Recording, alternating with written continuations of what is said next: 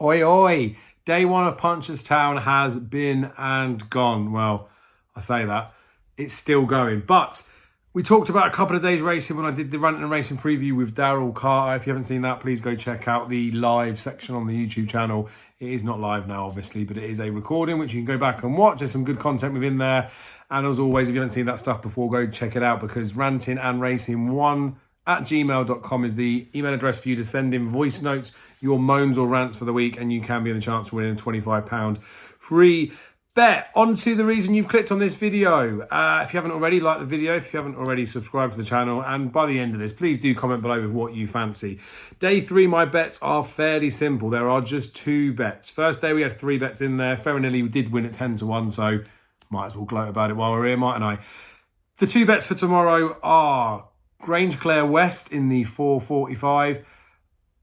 I do agree, right? I mean, lots of people have better sort of crab this horse, that he hasn't really lived up to the potential for him. And I know it is a risky element to be backing horses like that. However, I trust Willie Mullins, the master. When you look at the conditions of this race for a horse that hasn't finished within 2nd or 3rd, I think, placed in a Grade 1 or a Grade 2, it's smart moves that this horse has still got qualified. Could have run him earlier in the Springer Festivals. There's other options to go for, isn't there? Didn't do that. Would have needed another handicap run to get into a British handicap. So although the prize money wouldn't be great for this one, it is a win under the belt potentially.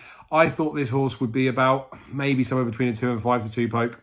Did open 9-4 bet 3-5. It's 2-1 what I've backed him at. I've had £50 on. He's about the right price to have a bet. Like, much shorter than that, I wouldn't be looking at him. So much like Farinelli, where I said 10-1, I backed him out. Could get a little bit bigger, 8-1-ish. Maybe I went down to 6 was sort of, I was saying, as the lowest point.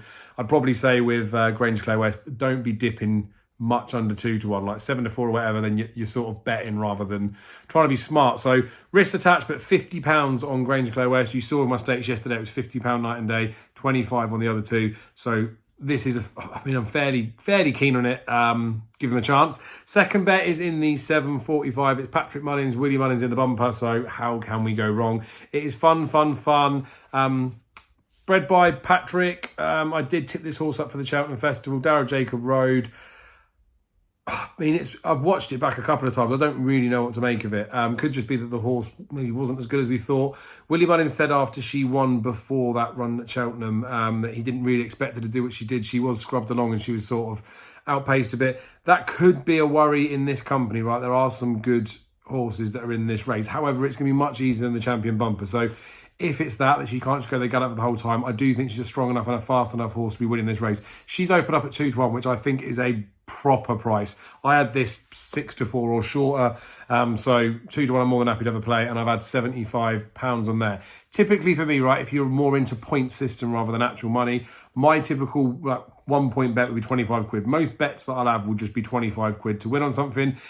If I'm really feeling juicy, i.e. there's a lot of money in the price, or I mean, really it is price driven, but if there's a lot of juice in the price or I'm really keen on one, then I'll have a little bit more on. It does have to be price dependent, and it does depend on how much I fancy as well. So I've had 2 points, if you like it, on Grange Clare West, and I've had 3 points on Fun. So again, make sure you've liked the video. Please make sure you subscribe to the channel. Comment below with what you fancy for day 2 of the Punchestown Festival. I will be going live with Jamie Wren, our Irish correspondent, for the Wednesday. Well, we'll talk about Wednesday, but for the last few days of Punchestown, we're doing a preview for the races that are coming up. There is one that I've already backed for Thursday. I could allude to it in here. Go and watch that live if you want to see it. Otherwise, you'll see what I've staked when I publish my day 3 tips tomorrow evening. So thank you all for your support. Be lucky, and maybe see you live in a few minutes.